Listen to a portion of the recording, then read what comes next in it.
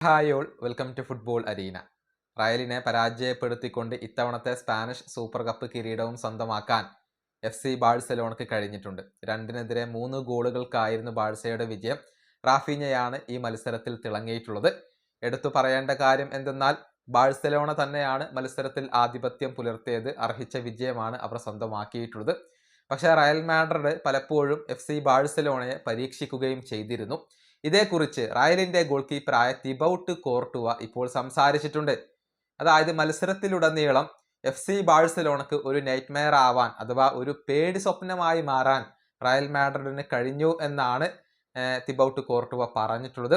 Real Madrid വിജയം അർഹിച്ചിരുന്നു. പ്രത്യേകിച്ച് രണ്ടാം പകുതിയിലെ പ്രകടനവും അവസരങ്ങൾ ലഭിച്ചതുമൊക്കെ നോക്കുമ്പോൾ റയൽ വിജയം അർഹിച്ചിരുന്നു എന്ന കാര്യം കൂടി ഗോൾ കീപ്പർ പറഞ്ഞിട്ടുണ്ട്. കോർട്ടുവയുടെ വാക്കുകൾ ഇങ്ങനെയാണ്: ഈ മത്സരത്തിലുടനീളം FC ബാഴ്സലോണ പേടിച്ചിട്ടുണ്ട്. പക്ഷെ അത് കൃത്യമായി മുതലെടുക്കാൻ ഞങ്ങൾക്ക് സാധിക്കാതെ പോവുകയായിരുന്നു. രണ്ടാം പകുതിയിൽ ഒരുപാട് അവസരങ്ങൾ ഞങ്ങൾക്ക് ലഭിച്ചു. എന്നാൽ അതൊന്നും ഗോളാക്കി മാറ്റാൻ കഴിഞ്ഞില്ല. ഭാഗ്യം ഇന്ന് ഞങ്ങളുടെ കൂടെ ഉണ്ടായിരുന്നില്ല.